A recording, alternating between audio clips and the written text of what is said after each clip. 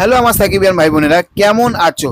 এবং যারা বাংলা সিনেমা দর্শক, যারা বাংলা সিনেমা দেখতে ভালোবাসো এবং যারা বাংলাদেশ থাকতে ভিডিওটা দেখছো, কেমন আছো তোমরা? অবশ্যই কমেন্ট করে জানাবে।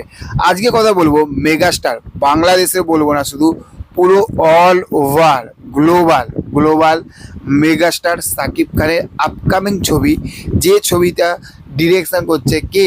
বরবাদের খ্যাতনামা বরবাদের কে পরিচালক?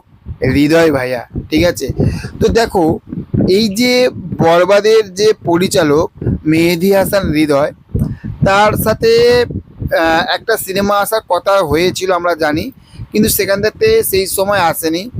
এবং আমি বলবো যে বরবাদের আপনার হচ্ছে তুফান তুফান এবং তাণ্ডব এবং বরবাদের পরে আমরা পরপর দুটো কিন্তু সাকিব খানকে আমরা যেরকমভাবে চেয়েছিলাম আমরা সেরকমভাবে পাইনি।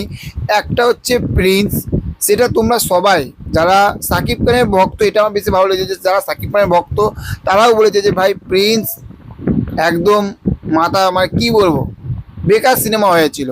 তারপরেও রকস্টার যতটুকু আশা করেছিলাম সেই আশাটা কিন্তু পূরণ করতে পারেনি। কিন্তু এইবারে যে ছবিটা মেহেদী হাসান হৃদয়ের সঙ্গে আসছে, যে ছবিটার নামটা কিছুদিন আগে সোশ্যাল মিডিয়াতে হচ্ছিল নিঃস্ব হবে, এবং সেটা মেহেদী হাসান হৃদয় একটা ইন্টারভিউয়ের মাধ্যম থাকতে বলে দিয়েছে যে ভাই এটা এই ছবিটা যে নামটা নিঃস্ব হবে না, অন্য কিছু হবে। এবার আমিও পার্সোনালি বলছি, বরবাদ, রাক্ষস, নিঃস্ব এই রকম না দিয়ে একটা ধামাকা, এক বাম্পার, আগুন লাগানো, চমকানো বস একটা নাম হওয়া দরকার, যেখানে মেগাস্টার সাকিব খান রয়েছে।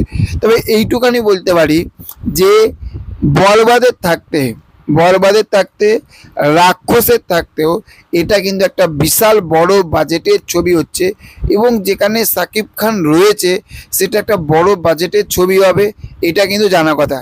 কিন্তু মেহেদী হাসান হৃদয়ের কাছে একটাই অনুরোধ রাখবো যে বরবাদে যেরকমভাবে সাকিব খানকে আপনি দেখিয়েছেন, বা তাণ্ডবে যেরকম দেখেছি, বা তুফানে যেরকম দেখেছি, সেই রকম অ্যাকশান ছবি হোক, কিন্তু অ্যাকশানের মধ্যেও সেই আর্টটা যেন একটু অন্য রকম থাকে। ওই একই জিনিস, ওই বড় মিসাইল গান নিয়ে বয়ে করবে, ওই রকম নেশাভাং করবে, ওই একই জিনিস দেখতে দেখতে দেখতে দেখতে দেখতে দেখতে সত্যি কথা বলতে অডিয়েন্সের কিন্তু বস চোখ পচে গেছে, আর তাদের ভালো লাগছে না। সিরিয়াসলি আর তাদের ভালো লাগছে না। এইটুখানি বলবো, যে সিনেমায় আসুক না কেন, একটা বড় পরিচালকের সঙ্গে আসছে, অ্যাকশন ছবি হোক, রোম্যান্টিক ছবি হোক, কিন্তু একটু ভিন্ন ধরনের ছবি হোক, যেটা আমরা সাকিব খানের কাছ থাকতে আশা করি।